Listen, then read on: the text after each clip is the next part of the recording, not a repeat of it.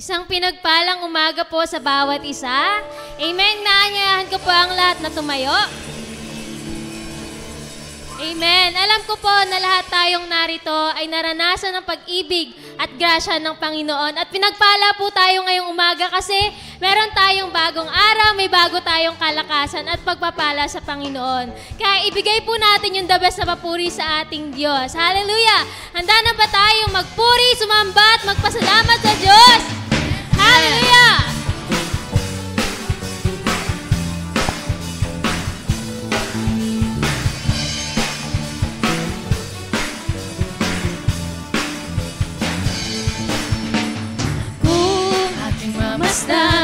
Ang kalawakan, hindi ko maunawaan ang iyong dahilan kung bakit ako'y pinili mo tinalagaan. Hindi ko kayang isipin, hindi ko kayang sukatin ang pag-ibig mo, Jesus, na siyang binigay sa akin. Salamat, O Jesus, sa pag-ibig mo. Walang ibang nagmahal sa akin ang katulad mo. Salamat, O Jesus, sa pag-ibig mo. Ako'y magsasaya sa piling mo.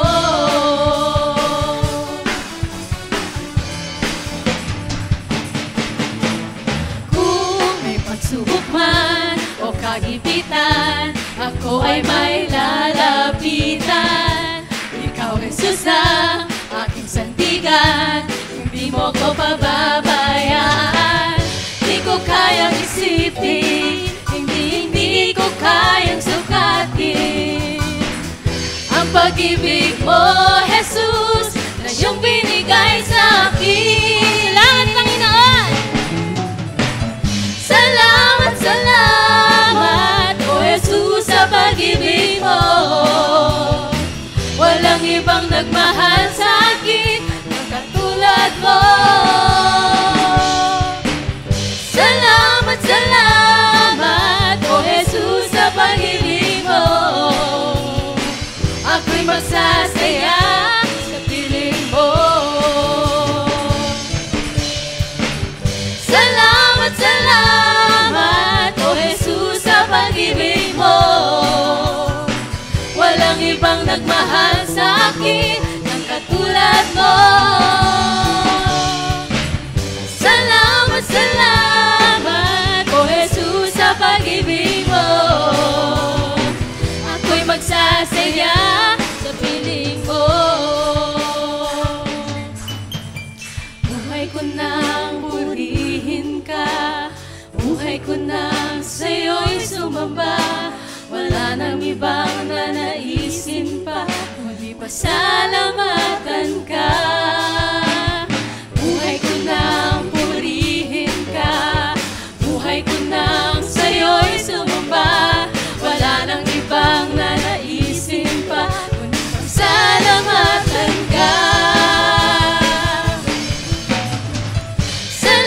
Salamat, O Jesus, sa pag-ibig mo.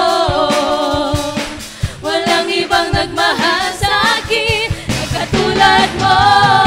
Salamat, O Diyos! Salamat, O Jesus, sa pag-ibig mo. Ako'y magsasaya sa piling mo. Minsan pa, salamat! Salamat, O Jesus, sa pag-ibig mo. Walang ibang nagmahal sa akin ng katulad mo. Salamat, O Jesus, sa pag-ibig mo. Ako'y magsasaya sa piling mo. Ako'y magsasaya sa piling mo.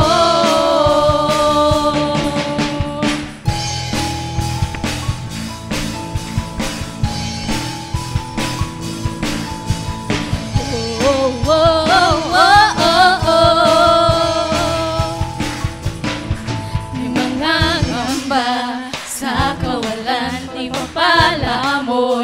laging laan, di matatakot sa panganib, pagkat nariyan ka palagi, di matitinag sa pagsubok, ang pagsama mo'y tiyak at lubos, di mapipigil sa pag-awi, pagkat ikaw ay mabuti, pagkat ikaw ay mabuti. Ikaw ang aking pastor, hindi magkukulang, sapat na at higit pa, biyaya mo'y sagana at umaapaw, sapat na at higit pa, sapat na sa lahat kong pangangailangan, higit pa sa lahat kong inaasahan, wala lang ang mahiling pa, pagkat ika'y sapat na at higit pa.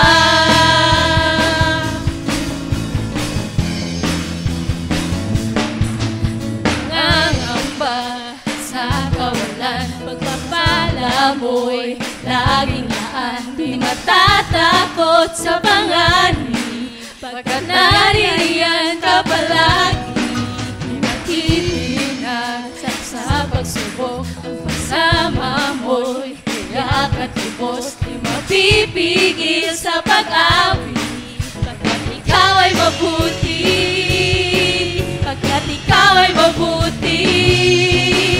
Ikaw ang aking pastor, hindi magkukulang, sapat na at higit pa, biyaya mo'y sagana at umaapaw, sapat na at higit pa, sapat na sa lahat kong pangangailangan, higit pa sa lahat kong inaasahan, wala nang ang mahiling pa, pagkat ika'y sapat na, ika'y sapat na. Ikaw ang aking pastor, hindi magkukulang, sapat na at higit pa, biyaya mo'y sagana at umaapaw, sapat na at higit pa, sapat na sa lahat kong pangangailangan, higit pa sa lahat kong inaasahan, wala nang ang mahiling pa, pagkat ika'y sapat na at higit pa. Oh, oh, oh, oh, oh.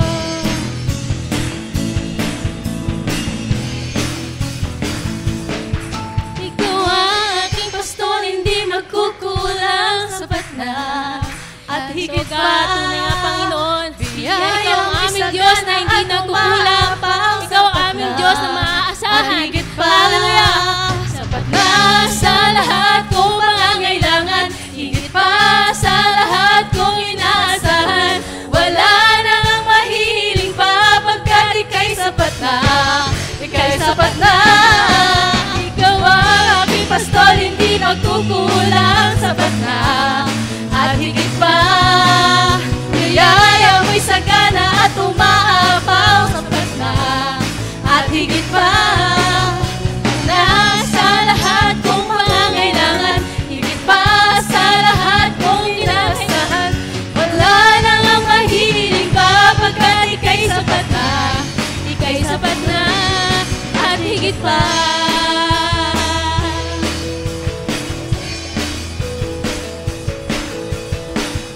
Oh, oh, oh, oh, oh. Woo! Tunay nga, Panginoon, na napakasarap magpuri sa inyo. Salamat, O Diyos. Hallelujah. Yes, O God. Indeed, O Father God, that your love and blessing ay sapat at higit pa, Panginoon. At patuloy kaming nagpapasalamat sa inyo, Lord. Hallelujah. Thank you, Jesus.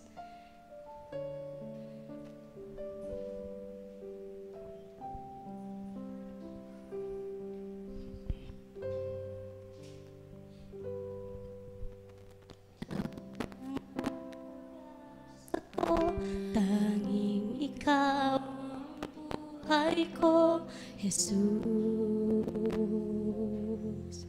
Kahit may suliranin man, palagi ko aawitan, ikaw lamang.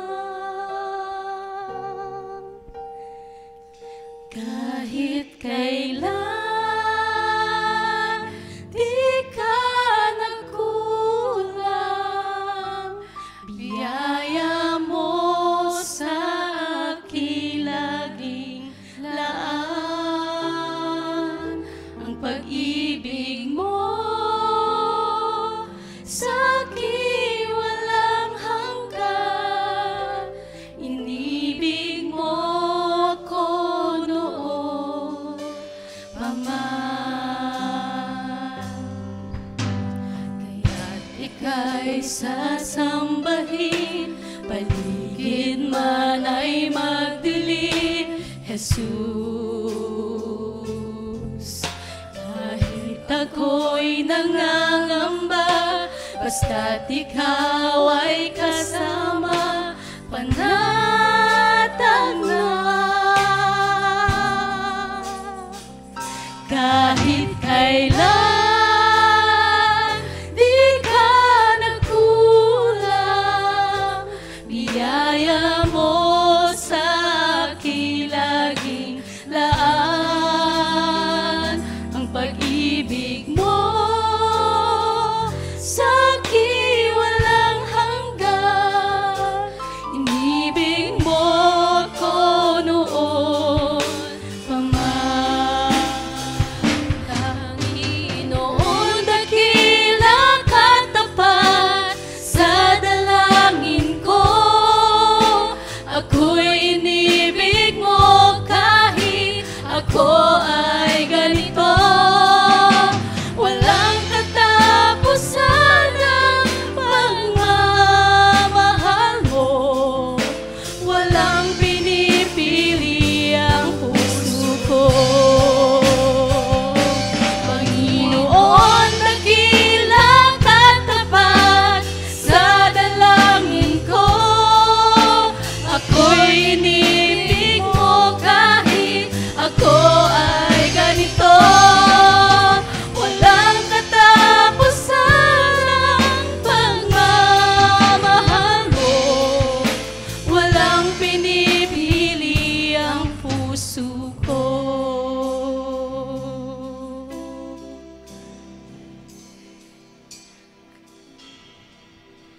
Kahit kailan di ka nagkulang, biyaya mo sa aking laging laan. Ang pag-ibig mo sa akin walang hanggan. Inibig mo ako noon pa man. Kahit kailan, come on church, di ka nagkulang. Awitan natin ang Panginoon ng may pag-ibig. Biyaya mo yes, Jesus. Sa aking laging laan. Ang pag-ibig mo sa akin walang hanggan. Inibig mo ako noon pa man. O Diyos, kailan di ka nagkulang, biyaya mo sa akin laging laan. Ang pag-ibig mo sa akin walang hanggan. Inibig mo ako noon pa man. Kahit kailan di ka nagkulang, biyaya mo sa akin laging laan. Ang pag-ibig mo sa akin walang hanggan. Inibig mo ako noon pa man.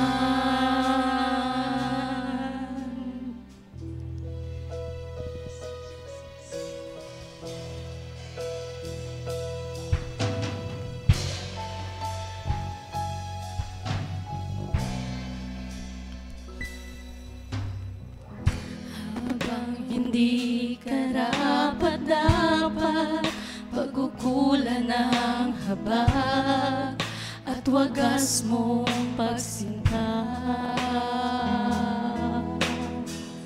Habang walang kakayanan, masuklian ka ng mabuti sa lahat mong ginawa. Yakap mo ako sa aking karumihan, inibig mo ako nang di kayang tumbasan. O Diyos ng katarungan at katwiran na kahit minsa'y di nabahiran ang kabanalan, kalwalhatian. Salamat sa sukdulang biyaya mo, O Diyos ng pag-ibig na mas malawak pa kaysa aking mga pagkakasala. Higit pa sa buhay ko, salamat sa sukdulang biyaya mo. Yes, Jesus. Salamat sa pag-ibig mo, Panginoon. Yakap mo ako sa aking karumihan, inibig mo ako nang di kayang tumbasan. Yakap mo ako sa aking karumihan, inibig mo ako nang di kayang tumbasan.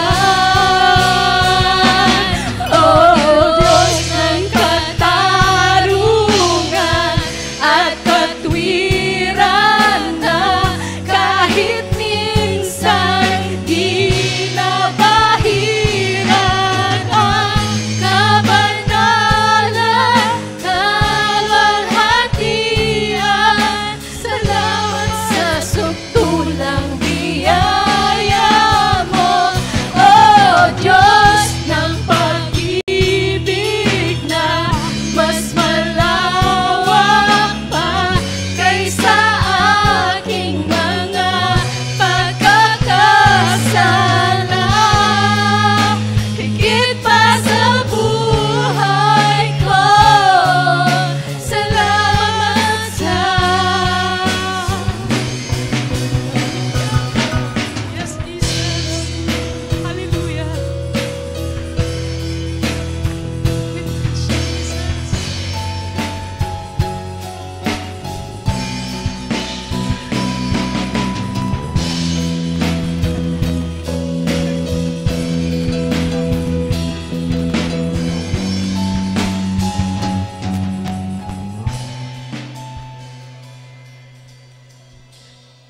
O Diyos ng katarungan at katwiran na kahit minsa'y di nabahiran ang kabanalan, kalwalhatian. Salamat sa sukdulang biyaya mo, O Diyos ng pag-ibig na mas malawak pa kaysa aking mga pagkakasala. Higit pa sa buhay ko, salamat sa sukdulang biyaya mo.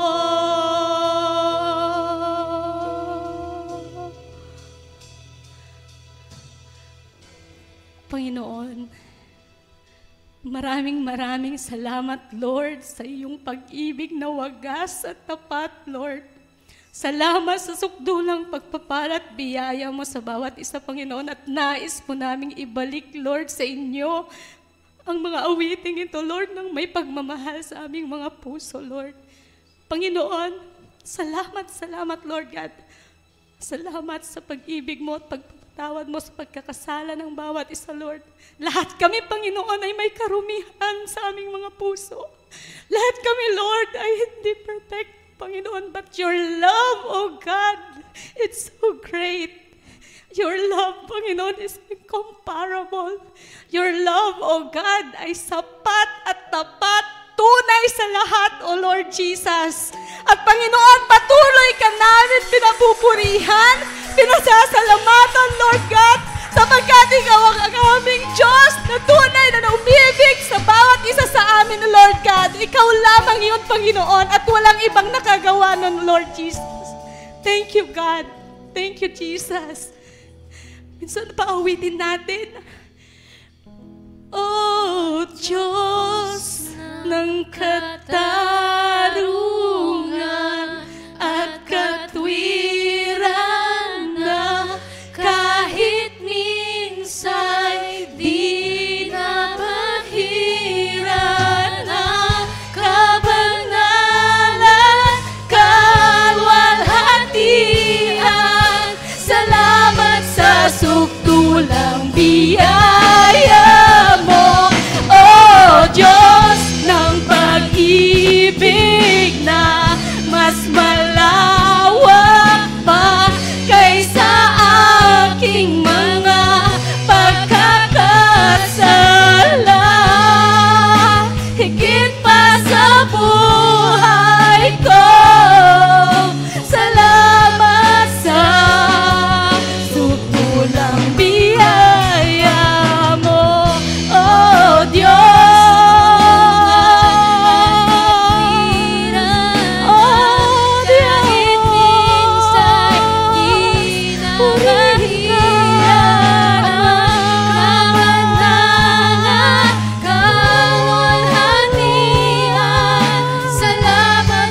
Sukdulang biyaya mo, oh Diyos ng pag-ibig na mas malawak pa kaysa aking mga pagkakasala.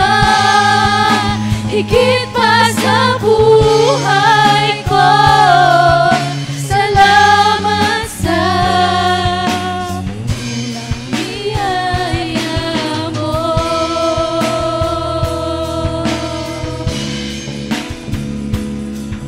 salamat sa sukdulang biyaya mo.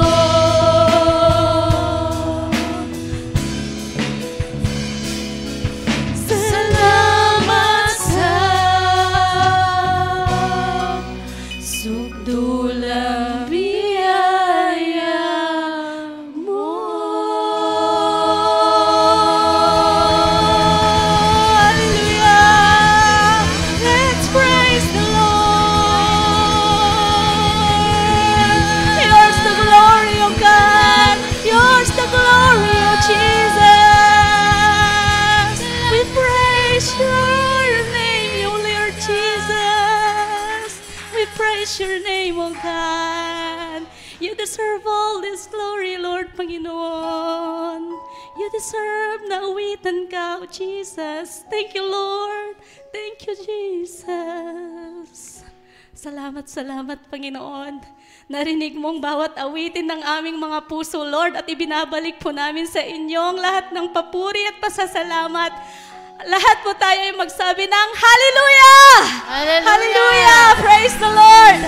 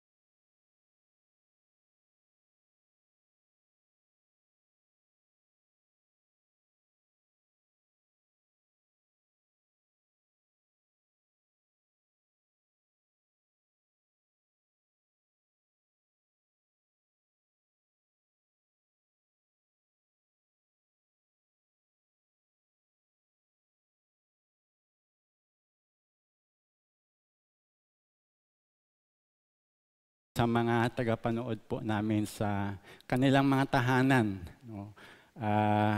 Pinapaabot po namin sa inyo ang amin pong pagbati sa lahat po na nandito po kami sa Cubao, sa church.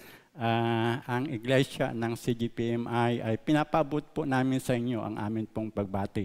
Maraming salamat sa inyong pakikiisa, sa pakikinig ng salita ng Panginoon sa umagang ito. So, God envisioned that all of us will be in heaven. Diba? Yan yung gusto ng Panginoon diba? Na makita na ang bawat isa sa atin ay nandoon sa kanyang kaharian. Even now, as we can see in the Revelation, sabi niya, tinitignan na niya, ini-imagine na niya yung gathering of the saints.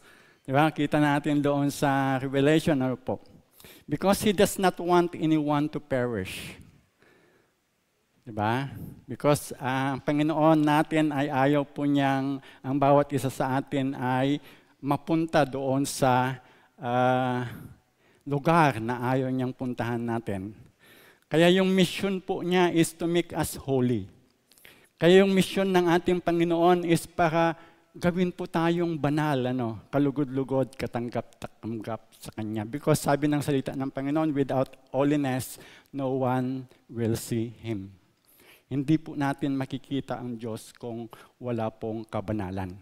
Yun po ang salita ng Panginoon. So mga kapatid po, sa umagang ito, patuloy po tayong makakarinig ng mensahe mula sa sulat ni Apostol Pablo sa iglesia ng Thessalonica. Noong nakaraan po na ako po ang nagsalita, sa libro ng unang Thessalonica din po natin nakuha yung mensahe ng Panginoon. So ngayong umaga, pwede ko bang yayain ang bawat isa na tumayo? At kung may Biblia kayo dala, buksan po natin ito sa 1 Thessalonians chapter 4. Otherwise, you may read the Word of God from the screen. Na magsimula tayong magbasa sa verse 1 hanggang 8.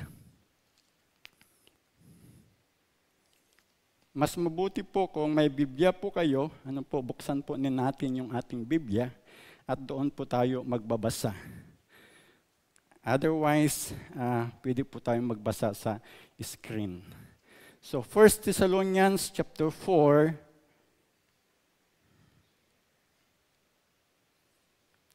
beginning from verse 1 hanggang verse 8. Finally, dear brothers and sisters, we urge you in the name of the Lord Jesus to live in a way that pleases God. As we have taught you, you live this way already, and we encourage you to do so even more. For you remember what we taught you by the authority of the Lord Jesus. God's will is for you to be holy, so stay away from all sexual sin. Then each of you will control his own body and live in holiness and honor, not in lustful passion,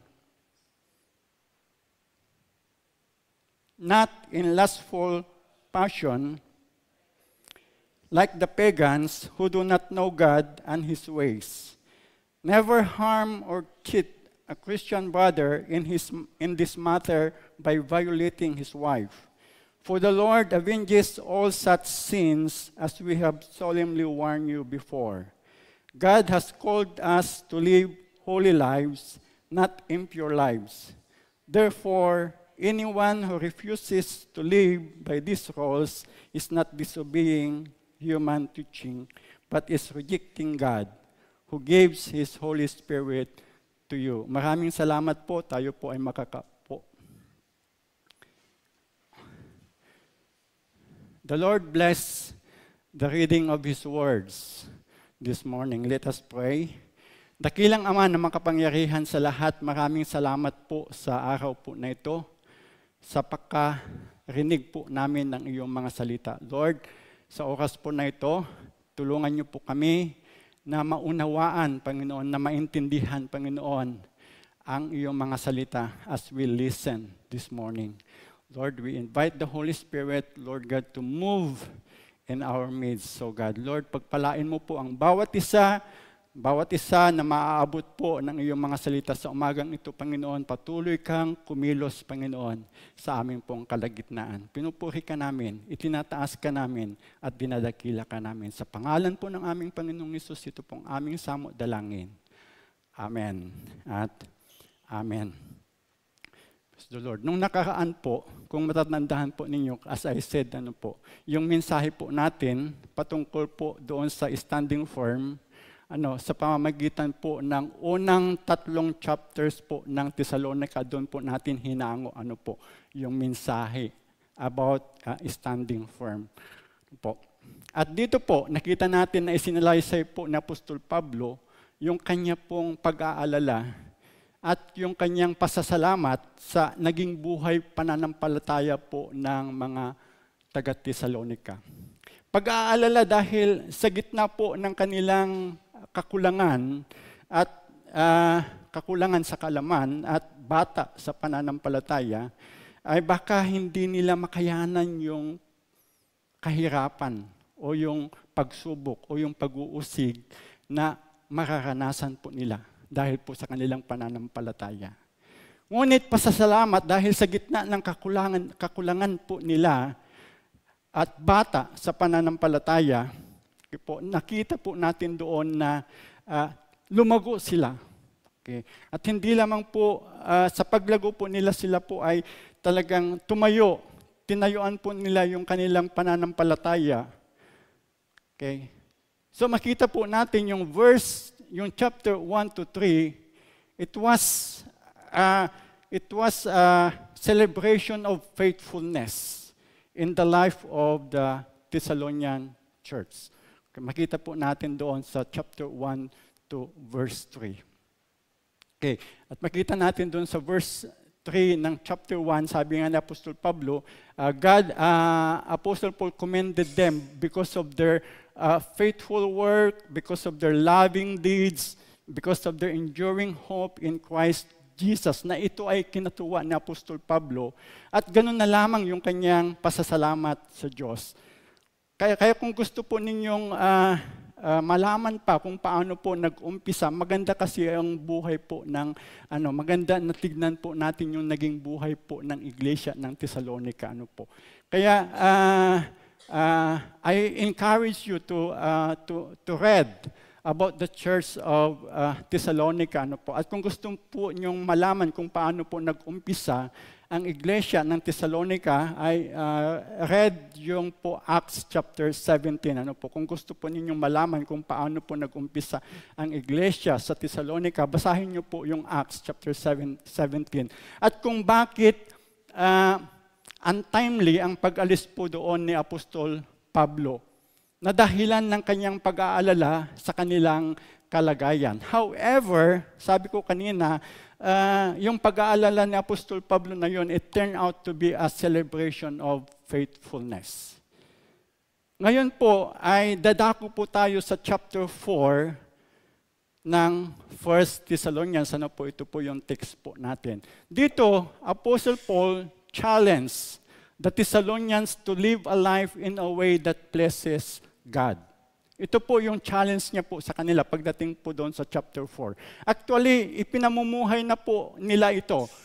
Sabi niya doon sa verse, pagbalikan po natin doon, sabi po niya doon, sa verse 1, makikita po natin doon, nasabi po niya doon, as we have taught you, you live this way already. Actually, namumuhay na po sila nakalugod-lugod sa Panginoon. Nakita po natin doon. Nevertheless, he encouraged them to do so even more. Kaya sabi niya doon, and we encourage you to do so even more. Bakit? Because Apostle Paul wants them to strive for what matters most to God. Sabi niya dyan, Apostle Paul encouraged the Thessalonian believers to do so even more because God wants them to be holy. Yun po yung talagang end goal ng Panginoon sa atin. Amen po. To be holy. Hindi basta-basta, yung ating paglilingkod sa Panginoon, hindi po basta-basta. Kasi yung end goal po ng Panginoon sa atin is napakataas yung inaasahan ng Panginoon sa atin, to be holy. Sabi po niya dyan. Second is, God does not want them to be slack or inactive in their relationship with Him. We go to church, but we consider as inactive. Kung minsan makikita po natin, karamihan po sa atin, we go to church. But kung titignan po natin yung buhay, pananampalataya natin, most of us actually is inactive. Why? Because we are negligent. We are weak. We are lack of energy in our relationship with God. Makikita po natin, mapapansin nyo sa buhay nating mga mananampalataya, pag Sunday, paggawain ng Panginoon, di po ba? Doon tayo nahihirapan na gisingin yung ating mga katawan. Ihanda yung ating katawan. Di po ba? Tatandaan yun. Napapansin po natin yun. Okay. Parang wala tayong energy, we lack the energy, we are weak. Na hindi, kasi kapag alam natin naiintindihan natin yung pag-ibig ng Diyos sa ating, kagaya ng mga awitin na kinanta natin yung mensahe ng mga kanta sa atin, mas lalo nating pinag-iigihan, di po ba? Dapat. Lalo nating pinupush yung sarili natin para sa pag-involve sa ating sarili sa mga bagay na para sa Diyos. We go to church, kaya sabi ko, we go to church but we consider inactive. And sometimes, kalahati or yung involvement pa natin doon sa gawain, di ba, ng church. Kalahati lang ng mga nandun sa church yung talagang makikita natin na nagkukumit sa gawain ng Panginoon.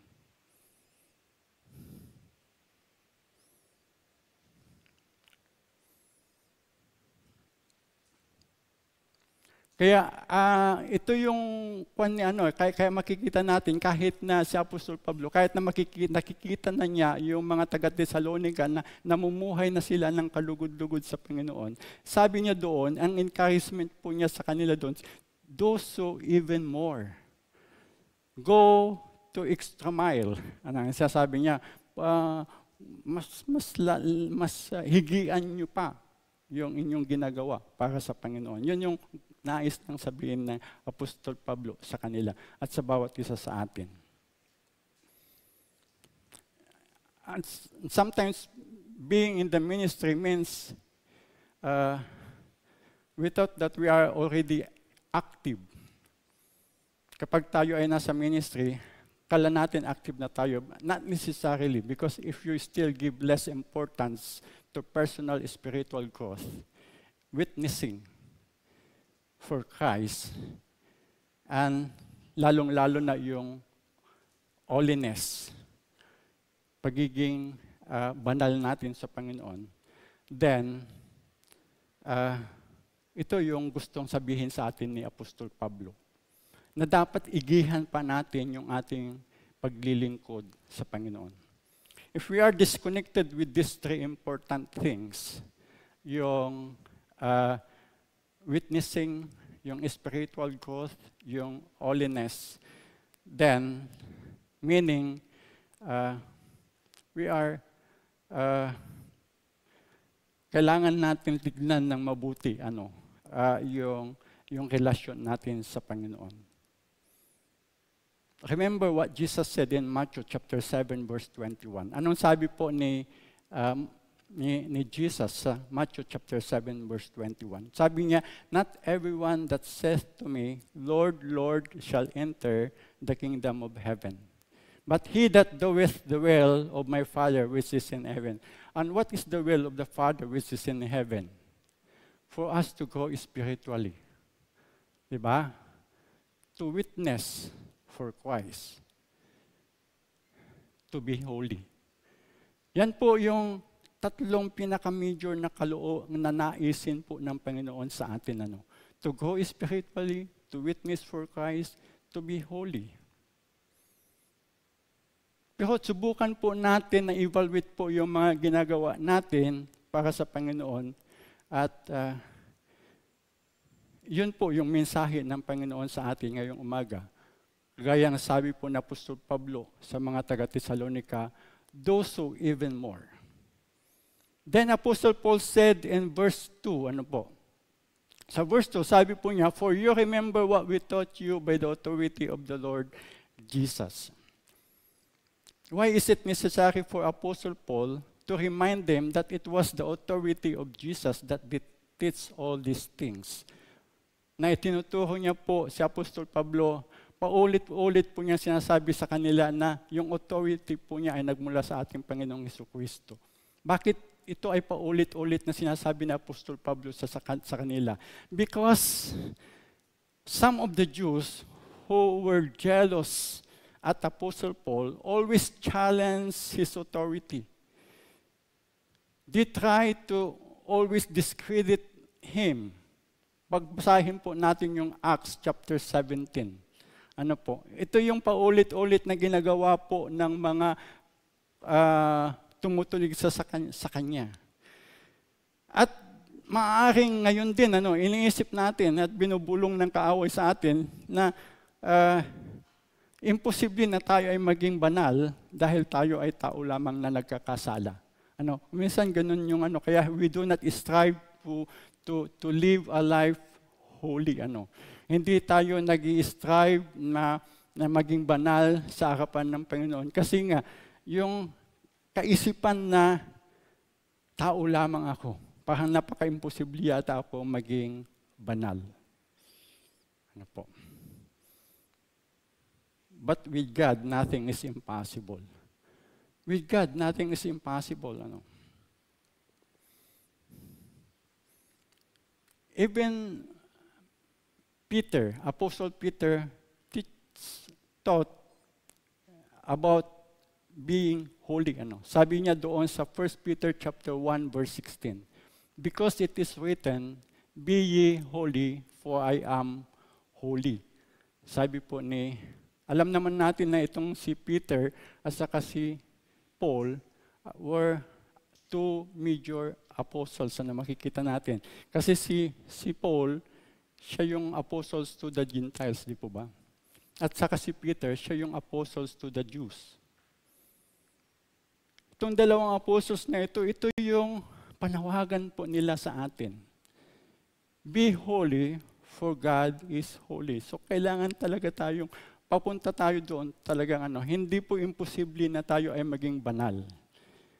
Kaya nga binigay po niya sa atin ang banal na espiritu, ang kanyang salita at ang banal na espiritu. Dahil yun po yung mission ng Panginoon sa atin. For us to be holy. Because without holiness, no one can see the Lord.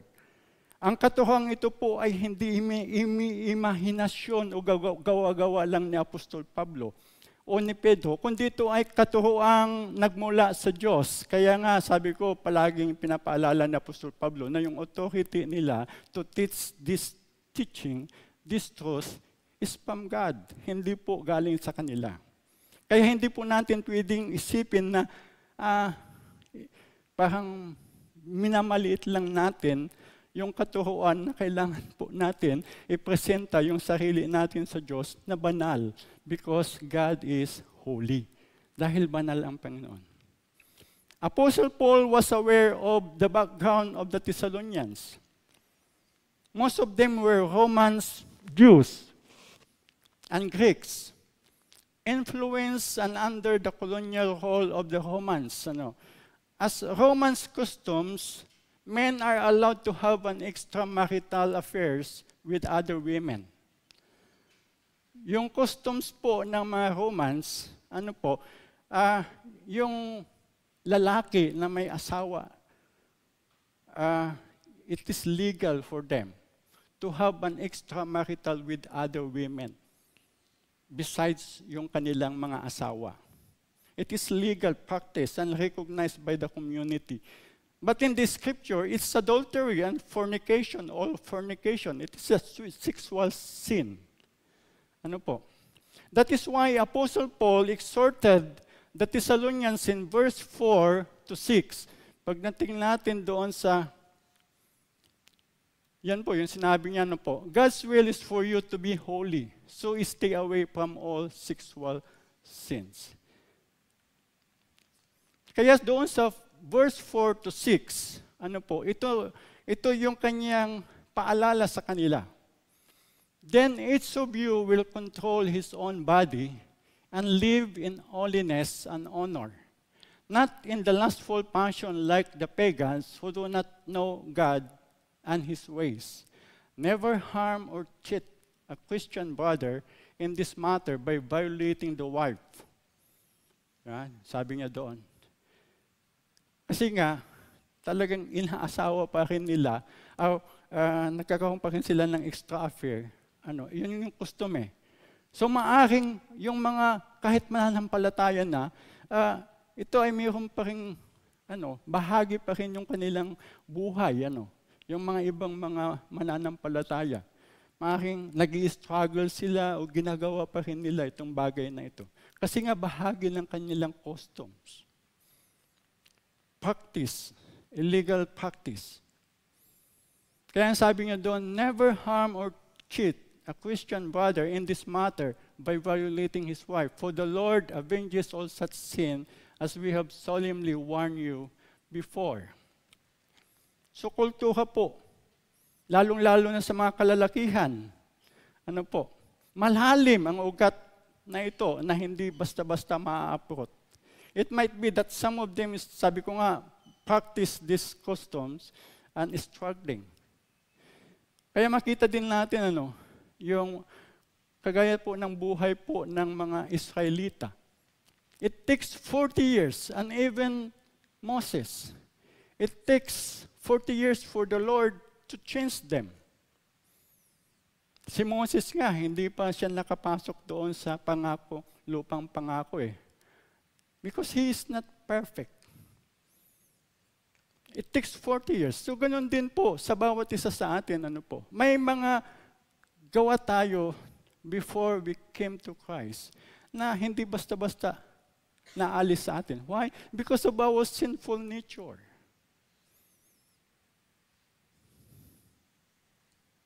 Because of our sinful nature. May mga dati tayong ginagawa na hindi kalugod-lugod sa Panginoon that it takes time to change. Chronic, parang chronic ba?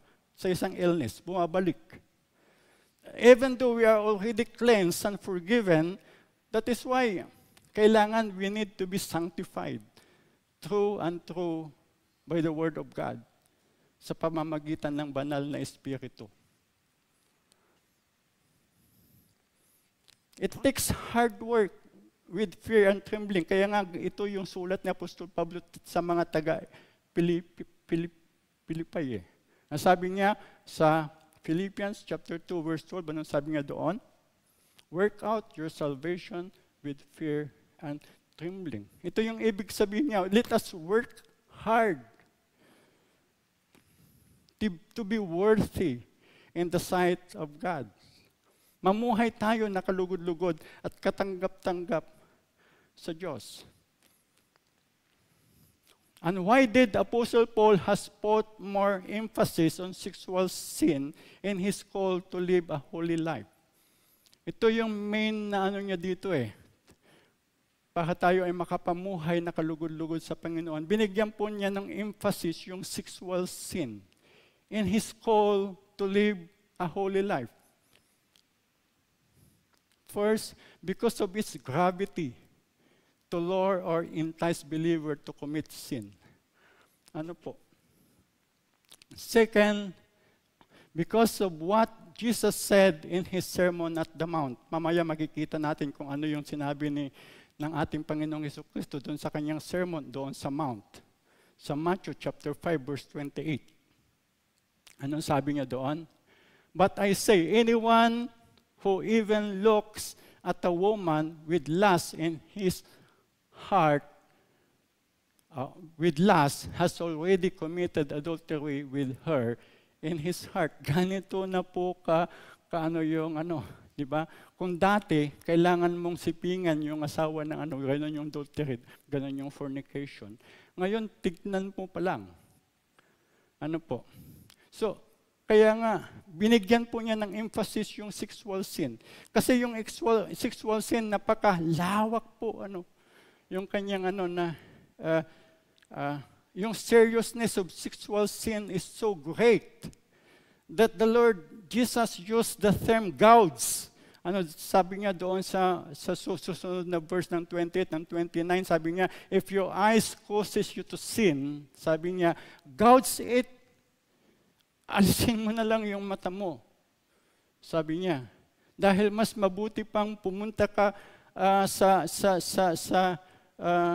heaven nang walang mata, kisa yung kaluluwa mo ay pupunta doon sa impyerno.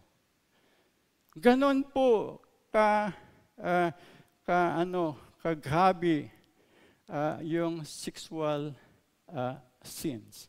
Kaya binigyan po ng emphasis ni Apostol Pablo yung sexual sins dito regarding his call to holiness.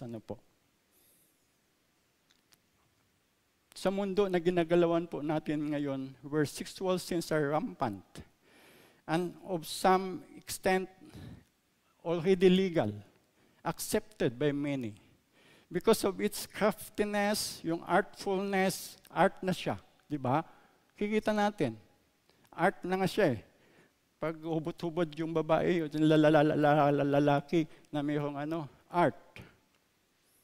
Art na siya. Hindi na natin namamalayan, nagkakasala na pala tayo. Hindi nga kasalanan eh. Ito sa mata ng ibang tao, kundi karapatan. Wala nang ka-effort. And it is easy to make justification using the words human rights and equality. Di po ba? Karapatan ko. Yung ganon. Kaya kung kahit na anong gawin natin sa katawan natin, hindi nagiging careless tayo na pinipresenta na yung katawan natin. Even in the church, hindi tayo ligtas sa church natin. The way we dress, we conduct ourselves, o minsan, the enemy take advantage unknowingly sa atin. Ginagamit po niya yung mga kahinaan natin na iyan para po pumasok ang kasalanan sa atin. Kasi yung sabi niya sa salita ng Panginoon, tumingin ka pa lang, tignan mo pa lang, very subtle ang gawa ng kaaway sa ating, kapag hindi natin, hindi tayo maging kuwan sa salita ng Panginoon. Kaya ganun kalawak po yung sexual sins. And God forbid, but God is still merciful. And because of the prayers of the saints, God will not judge the nation. Hindi pa ngayon. But soon, the judgment of the Lord will come. And it will come sooner or later if we do not stay away from sexual sins as a nation. But when that day come, like in Sodom and Gomorrah, what He did, ang ginawa ng ating Panginoong Jesucristo kay Lot at kay kasi hindi talaga kaya ni Lot ng kanyang pamilya, yung nangyayari doon sa Sodom at Gomorrah. Hindi na talaga sila makapamuhay, di ba? Ganon na yung kaya ano ang kasalanan ng Sodom and Gomorrah? Sexual sins. Di po ba? Kaya yung buhay po ni Lot at ng kanyang pamilya doon, na kahit po sila ay mayroon pong pagkatakot sa Diyos, hindi talaga sila makapamuhay, nakalugod-lugod sa Panginoon doon sa Sodom and Gomorrah. Kaya ang ginawa ng Panginoon sa kanila, inalis nila. Inalis niya sila doon. So pagdating ng araw, ganun din yung mangyayari sa mundo na ginagalawan po natin. Kaya sabi na kukunin na lang tayo ng Panginoon para hindi tayo magkasala. Kaya sabi niya, even the elect, di ba makikita natin? Even the elect. Pastor ka man, ka naman, lumabas ka sa mga nakikita natin sa ating surroundings ngayon. Kung minsan nga, naglalakad ka pa lang, pag naglalakad nga ako doon sa bawat hakbang mo, yung mata mo, ang daming nakikita. That cause you to sin. Ganun po kalawak. I know you can relate of what I am telling. So what are the sexual sins? Kaya binigyan po ni Apostol Pablo yung sexual sin, yun yung emphasis po niya dito. So that is why I have listed here, dito, yung mga sexual sins that we can see in the scripture, mentioned in the scripture, that we should stay away, na kailangan po nating layuan. So I have listed here for our easy reference po. But I want you to search the scripture more on this. Kaya hindi ko na ito isahing i-explain pa po. Because I want you to search the scripture. Kasi sa ating pagsasaliksik ng salita ng Panginoon, lalo po tayong tutuhuan ng Panginoon. Lalo po tayong magiging malapit sa Panginoon. Kaya ito po yung mga sexual sins in the Bible na makikita po natin. Fornication. Yan, nandyan na po. Sexual intercourse between people not married to each other. Adultery. Sexual intercourse between married person and a person who is not his or her spouse. Polygamy. The practice or custom of having more than wife or husband of the same time. Rape. Sexual intercourse or other forms of sexual penetration committed by a perpetrator against a victim without their consent. Incest, sexual relations between people classed as being too close related to marry each other. Homosexuality, sexual attraction, romantic attraction, or sexual behavior between members of the same sex or gender. Bestiality, a crime of engaging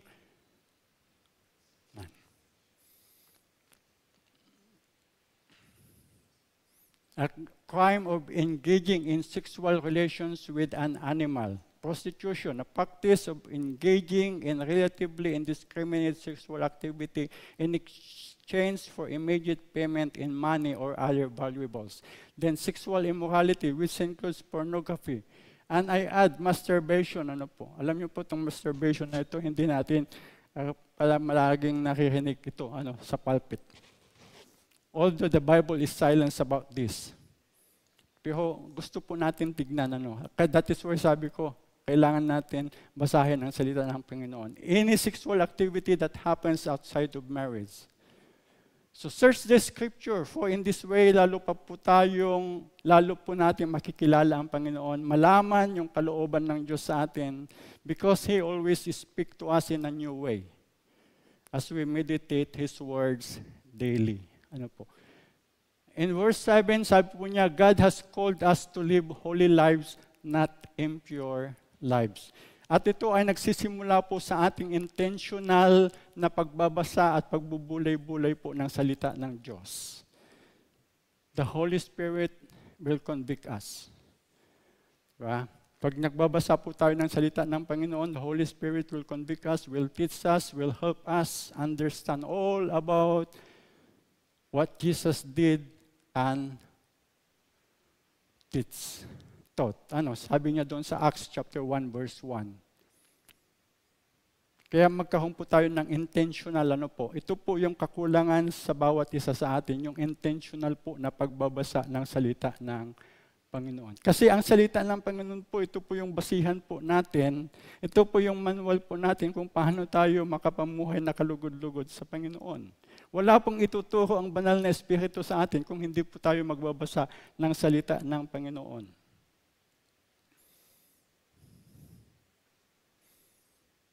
Kagaya po ng ginagawa po ng mga taga-Tesalonica, yung ginagawa po nila. Kaya ang sabi ni Apostol Pablo sa kanila doon sa chapter 2 ng verse 13, ang sabi po niya doon.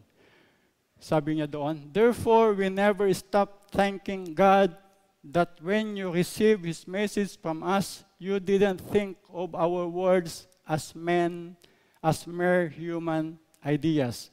You accepted what we said as the very word of God, of which of course it is. And this word continue to work in you who believe." I will end up and conclude the message with the very word of God this morning. Okay, in verse 8. Ang sabi po niya dyan sa verse 8, "Therefore, anyone who refuses to live by the rules," what is the important rule? "Be holy, for I am holy." It's not disobeying human teaching, but it's rejecting God, who gives His Holy Spirit to you. So this morning po, let us allow the Holy Spirit to speak to our hearts. Hayaan po natin ng banal na Espiritu ang siyang talagang mangusap po sa ating puso para i-correct po tayo, para turuan po tayo. At ang sabi po niya dyan, "The peace of God that transcends all understanding will guard our heart and mind in Christ Jesus." Amen po. God bless you and shalom. Maaring po yung salita ng Panginoon sa atin ngayon. Kaya nga, shalom. Sa peace. Okay? At alam ko na yung pagkukurik ng Panginoon sa atin ngayon, sa salita ng Panginoon, ito ay magdudulot po sa atin ng higit at tunay na kapayapaan sa atin. Amen po. I hope tayo po ay pinagpala ng salita ng Panginoon sa umagang ito. Tayo po ay tumayo at tayo po ay manalangin. Dakilang Ama na makapangyarihan sa lahat, maraming salamat po, Panginoon, sa umagang ito, O Diyos. Na sa amin pong pakikinig ng iyong mga salita, O Diyos, alam namin, Panginoon, na ikaw po ang kumilos sa amin pong kalagitnaan, Panginoon. Para kung ano man po yung mga bagay na dapat ituwid sa amin, na kailangang mabago, Panginoon, sa amin. Dahil ang naisin mo po, Panginoon, ay maging kalugod-lugod kami sa inyo. Because without holiness, O God, without hard work, O God, with fear and trembling, O God, before you, Lord, hindi po namin makakayanan yung mga bagay na nangyayari sa amin pong kapaligiran. Kaya maraming salamat, Panginoon, sa inyong pangungusap sa aming pong kalagitnaan sa umagang ito, O Diyos. Napakabuti mo, napakadakila mo, hindi ka nagbabago noon, ngayon, at magpakailan paman. Pinupuri ka namin, itinataas ka namin sa pangalan ng aming Panginoong Hesus. Ito pong aming dalangin at ang lahat ay magsabi ng Amen at Amen.